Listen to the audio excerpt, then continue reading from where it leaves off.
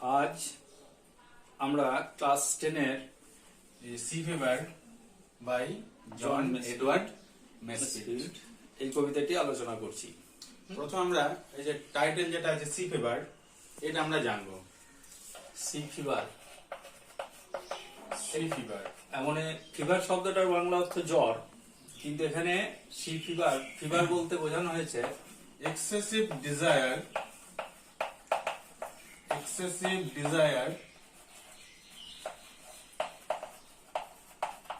To go to the sea, go to the sea, বা আমরা ফিভারটাকে attraction অর্থাৎ আকর্ষণ অর্থেও ব্যবহার করতে পারি। Excessive desire to go to the sea অথবা অ্যাট্রাকশন ফর এ ভয়েজ।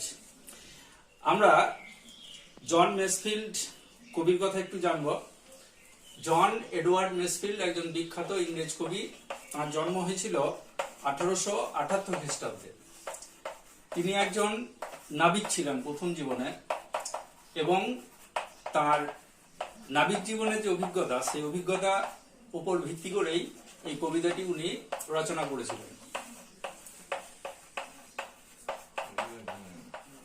মেসফিল্ড 1930 খ্রিস্টাব্দে ইউনাইটেড কিংডমের পোয়েট লরিয়েট হয়েছিলেন 1930 খ্রিস্টাব্দে, এবং আমৃত্যু অর্থাৎ 1967 খ্রিস্টাব্দ পর্যন্ত তিনি ইউনাইটেড কিংডমের রাজকবি হিসাবে ছিলেন।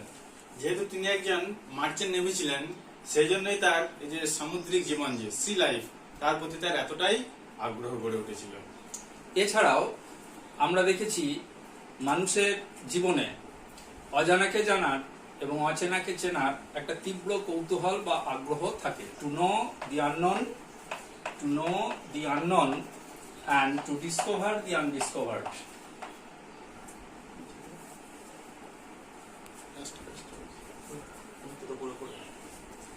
To know the unknown and to discover the undiscovered.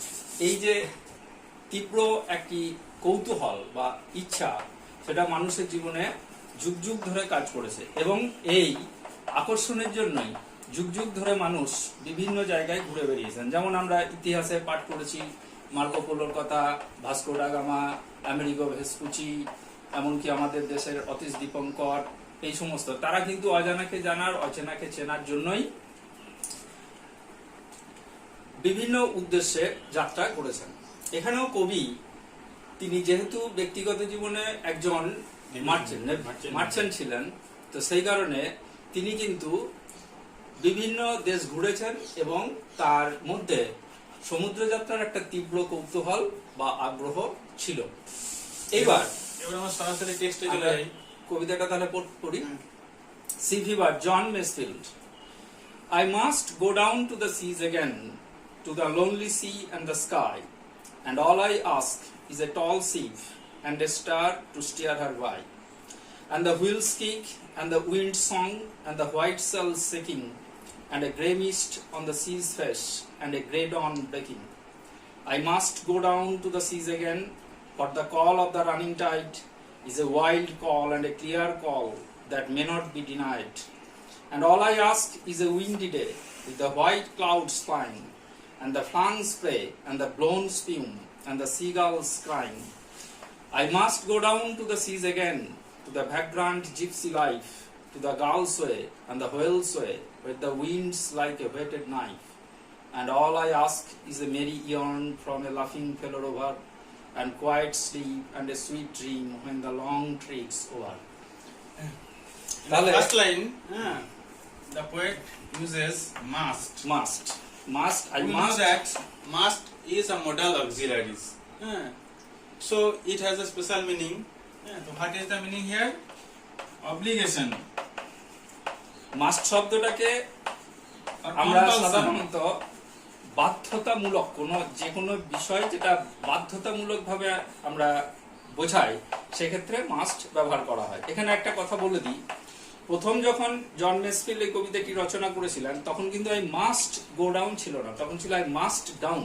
পরবর্তীকালে উনি গো শব্দটাকে, গো ভার্বটাকে এখানে ব্যবহার করেন, এবং এই কবিতাটি আবার রিপ্রিন্ট হয়। তো আই মাস্ট মাস্ট শব্দটার মাধ্যমে কবি বোঝাতে চেয়েছেন যে যে কাজটা তাকে করতেই হবে। সাধারণত কোনো কাজ আমাদেরকে যখন করতেই হয় তখন আমরা মাস্ট ব্যবহার করি। যেমন আমাদেরকে ভালোভাবে পড়াশোনা করতেই হবে, we must read to succeed in life. জীবনে সফল হতে গেলে আমাদেরকে ভালোভাবে করতেই হবে। তাহলে বাধ্যতামূলক কোনো কিছু বোঝানোর ক্ষেত্রে মাস্ট। তাহলে কবি এখানে মাস্ট কথাটা কেন ব্যবহার করেছে?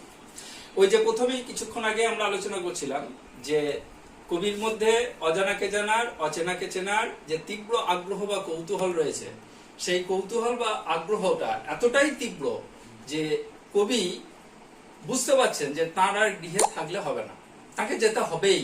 আর উনি তো একবার গিয়ে ক্ষান্ত হননি, হ্যাঁ। ওই জন্য আমরা কথাটা আবার পেয়েছি এখানে again again again. It means the poet went to the sea earlier. কবিকে আগেও যেতে হয়েছিল, earlier. কবি আগেও গিয়েছিলেন সমুদ্র যাত্রায়। এখন তিনি হয়তো বাড়িতে আছেন, বিশ্রামে আছেন, সেই কারণে তিনি মাস্ট এবং এগেন এই দুটো শব্দকে ব্যবহার করেছেন। কোথায় যাবেন উনি? To the lonely sea and the sky, অর্থাৎ নির্মল নীল আকাশের নিচে যে নির্জন শান্ত সমুদ্র, নির্জন সমুদ্র, নীল নির্মল আকাশের নিচে যে নির্জন সমুদ্র, সেখানে তিনি যাবেন। And all I ask is a tall ship and a star to steer her by. সমুদ্র যাত্রায় যেতে হলে আমাদের কিসের প্রয়োজন? সমুদ্র যাত্রায় যেতে হলে আমাদের যেটা প্রয়োজন প্রথম, সেটা হচ্ছে একটি জাহাজ। কবি এখানে কোন ধরনের জাহাজের কথা বলছেন? লম্বা জাহাজ, একটি বৃহৎ। টল বলতে এখানে উনি বুঝিয়েছেন বিগ, এ বিগ শিপ। এবং সেই জাহাজে করে যাওয়ার সময় তার পথ নির্দেশের প্রয়োজন। তিনি কোন পথে যাবেন, কোন দিকে যাবেন, তো সেই পথ নির্দেশের জন্য কে থাকবে? স্টার।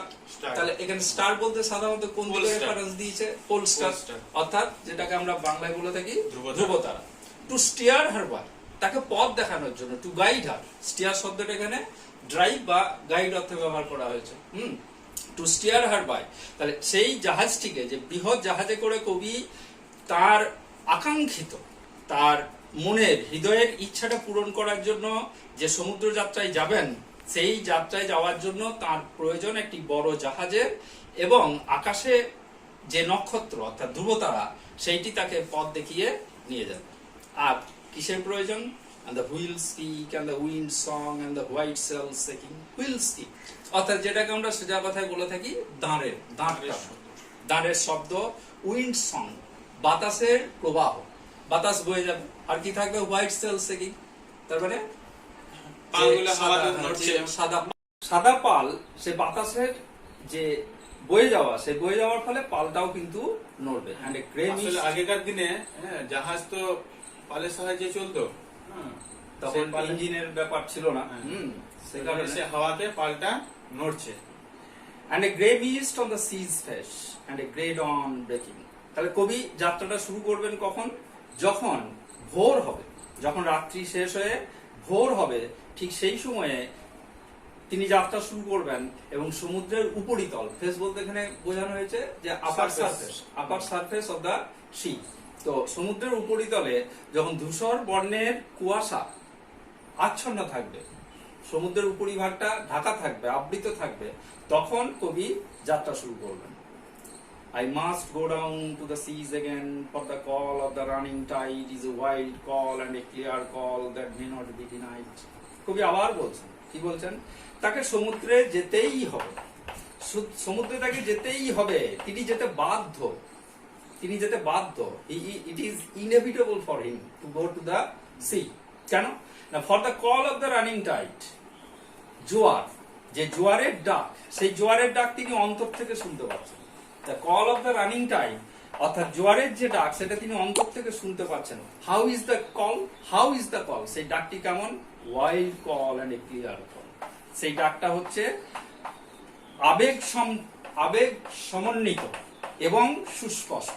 কবি সেই কলটিকে, সেই ডাকটিকে, আহ্বানটিকে তার হৃদয়ে শুনতে পাচ্ছেন, যে ডাকটি হচ্ছে সুস্পষ্ট এবং যে ডাকের মধ্যে এক ধরনের উত্তেজনা রয়েছে।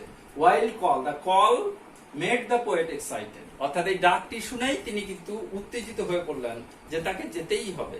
That may not be denied, এবং এই ডাককে অস্বীকার করার কিন্তু তার কোনো পথ নাই, উপায় নাই। এইটাকে তিনি যে অস্বীকার করবেন, রিফিউজ করবেন, সে রকম মানে তার যে ক্ষমতা, সেই ক্ষমতা কিন্তু তার নাই। And all I ask is a windy day with the white clouds flying and the flung spray and the blown spume and the seagulls crying. এবং যেহেতু তিনি আমাদের এখানে দুটো ওয়ার্ডের মানে ভালো করে জানতে হবে। সে দুটো কি কি? একটা হচ্ছে flung spray আর একটা blown spume। flung spray, flung spray, flung spray। এটার অর্থ কি? flung spray বলতে কি বুঝিয়েছেন? small drops of the small drops of water, small drops of water driven by the wind. অর্থাৎ যে ছিটিয়ে পড়া জল।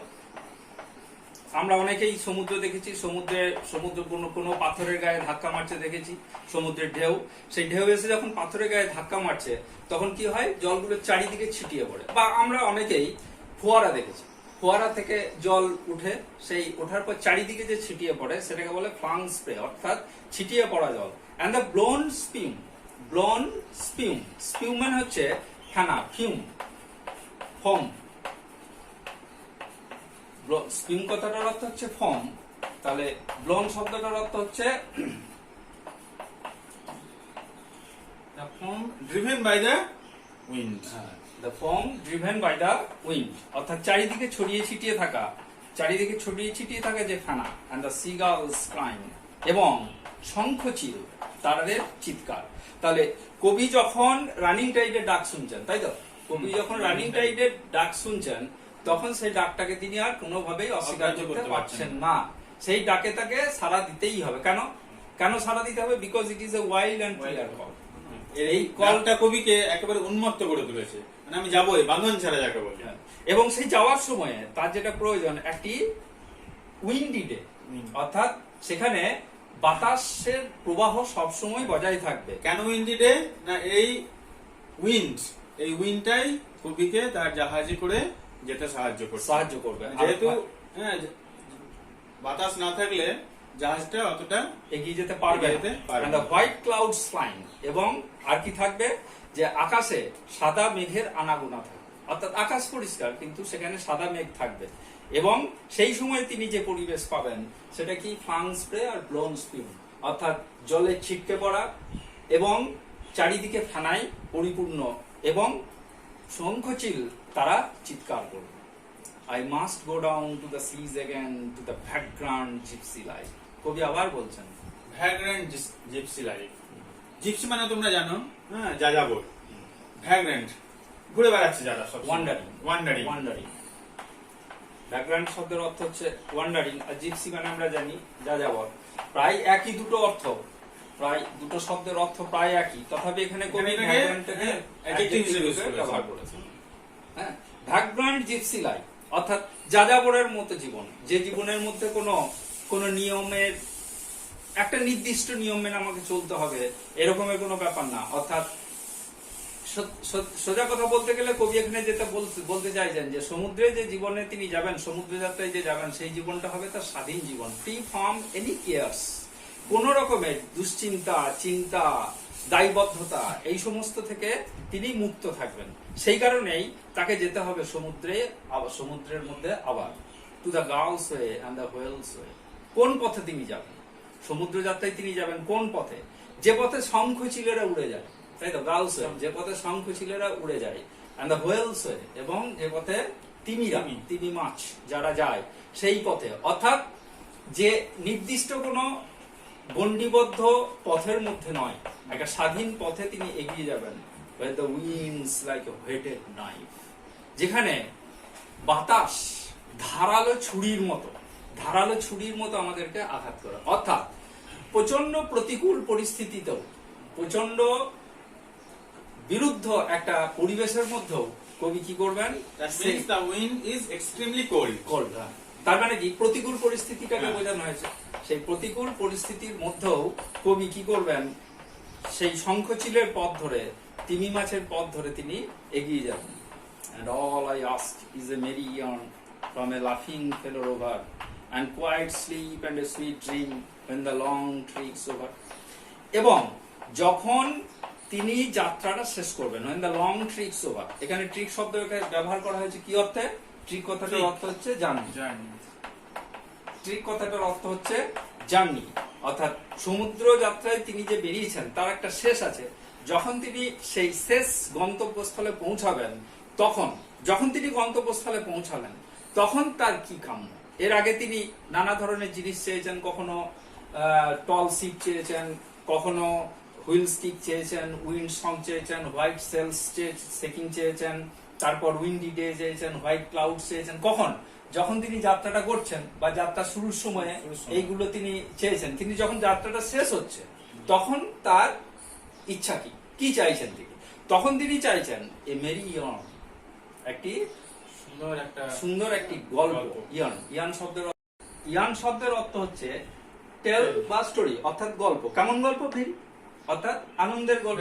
মেরি ইয়ার্ন, একটা আনন্দের কাহিনী। কার কাছ থেকে তিনি সেটা চাইছেন? The rover, that means the sailors accompanying the poet. কবিকে যারা সঙ্গ দিয়েছেন অন্যান্য নাবিক, সেই ধরনের একজনের নাবিকের কাছ থেকে যে হাস্যরত লাফিং মেরি ইয়ার্নটা শুনতে চাইছেন। তিনি একটি আনন্দের কাহিনী, আনন্দের গল্প শুনতে চাইছেন। আর কি চান? and quiet sleep and a sweet dream, একটি শান্ত নিরুপদ্রব ঘুম, and a sweet dream, এবং একটি মধুর স্বপ্ন, when the long trip's over, যখন সেই দীর্ঘ যাত্রাপথ তার শেষ হবে। যখন সেই দীর্ঘ যাত্রাপথ শেষ হবে তখন তিনি চান একটি শান্ত নিরুপদ্রব ঘুম এবং একটি সুন্দর স্বপ্ন। তাহলে আমরা এই কবিতাটা কি আমরা বলতে পারি একটা আনডিস্টার্বড লাইফ? অবশ্যই আনডিস্টার্বড লাইফ হিসেবে আমরা একটা তিনি চাইছেন, হ্যাঁ, যে যখন একটি ঝঞ্ঝাপূর্ণ একটা অ্যাডভেঞ্চারাস লাইফ, একটি রোমান্টিক লাইফ লিড করার পর তিনি একটি আনডিস্টার্বড স্লিপ, মানে কোয়াইট স্লিপ এবং সুইট ড্রিম চাইছেন।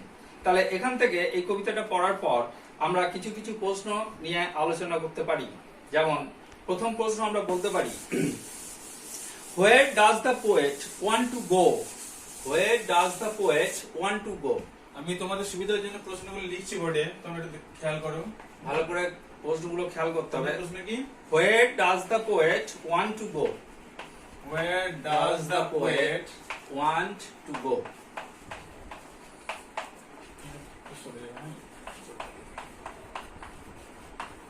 তাহলে প্রশ্নটা ভালো করে খেয়াল করো কি বলেছে, where does the poet want to go? খুব সহজ, একদম প্রথম লাইন থেকে আমরা উত্তরটা পাবো। প্রথম লাইনে কি আছে? I must go down to the sea again. তোমরা এটা খেয়াল করবে, does want, হ্যাঁ, তাহলে আমরা এখানে কি দিয়ে শুরু করতে পারি আনসারটা? the poet, তাহলে does want এর সাথে does যোগ হয়ে যাবে, wants, the poet wants এর সাথে কি আছে? to go, wants to go, এবার কোথায়? এবার উত্তরটা লিখতে হবে, to the lonely sea and the sky, to the lonely sea and the sky. The poet wants to go to the lonely sea and the sky, to the lonely sea and the sky.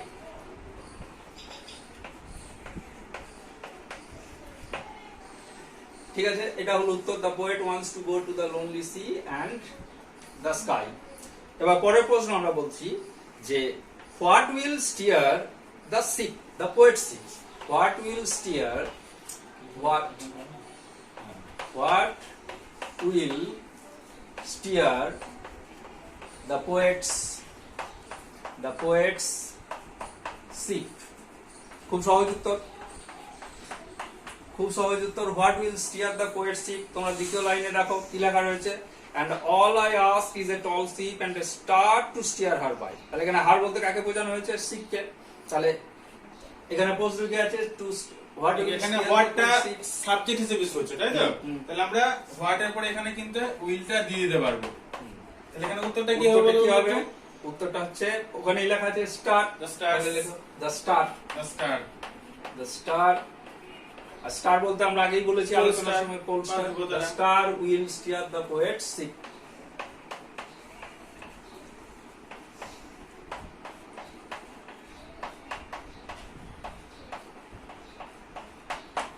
ঠিক আছে, এবার তৃতীয় প্রশ্ন আমরা এখান থেকে করতে পারি যে when will the poet start his voyage? When will the poet start his voyage? When will the poet start his voyage? খুব সহজ উত্তর। দেখো এখানে কি লেখা আছে, ফোর্থ লাইনে and a grey dawn breaking, তাহলে উত্তরটা কি হবে? The poet will start his voyage. The poet will start his voyage at dawn. At dawn. আচ্ছা, এখানে ডন কথাটা আমরা একটু প্রতীক অর্থে ব্যবহার করতে পারি। ডন মানে ভোরবেলা, মানে দিনের শুরু। এখানে কবি যাত্রা শুরু করতে চাইছেন।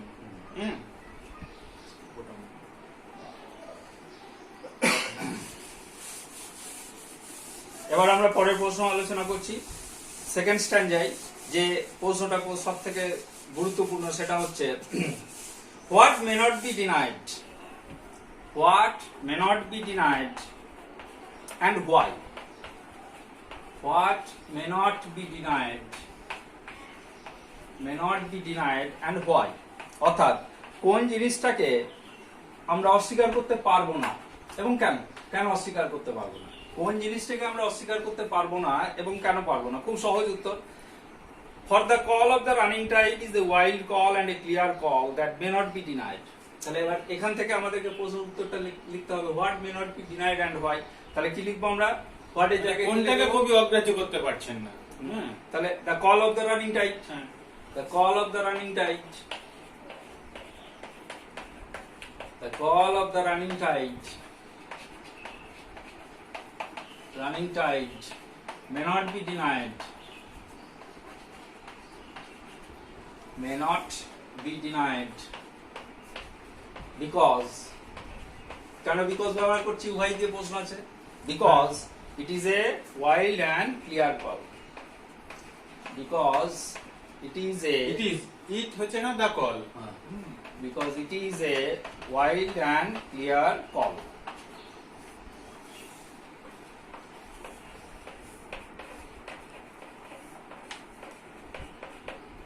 এবার দেখো থার্ড স্ট্যান্ডা থেকে আমরা যে থার্ড স্ট্যান্ডায় আসছি সেখানে আমরা প্রশ্ন প্রথমেই বলতে পারি যে what kind of life does the poet desire, what kind of life does the poet desire,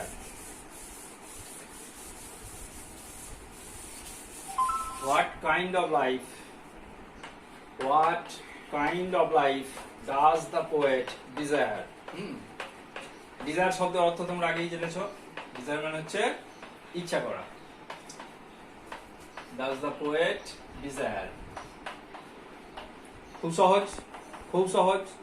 third স্ট্যান্ডা প্রথম লাইনেই আছে উত্তরটি, I must go down to the stage again to the vagrant gypsy life।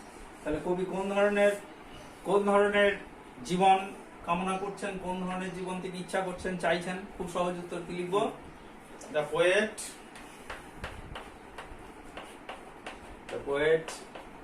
Does desire. তাহলে এখানে আমরা লিখবো ভার্বটা desires,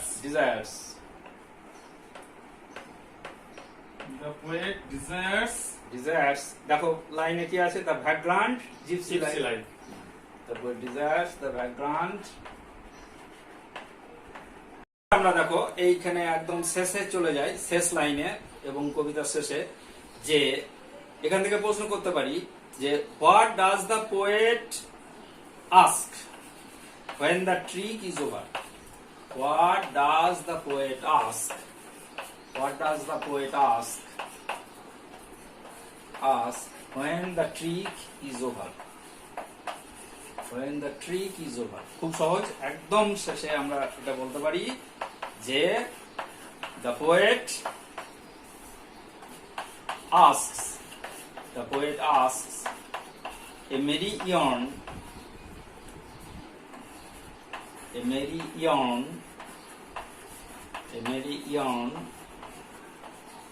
a quiet sleep, merry yarn, a quiet sleep, and a sweet dream when the long trek is over.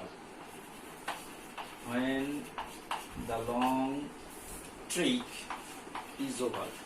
তোমরা trick শব্দের অর্থ আগেই জেনেছো, trick হচ্ছে journey. When the long trek is over. তাহলে এই কবিতাটা আমরা মোটামুটি যতটা সম্ভব আলোচনা করলাম, প্রশ্নগুলো আলোচনা করলাম।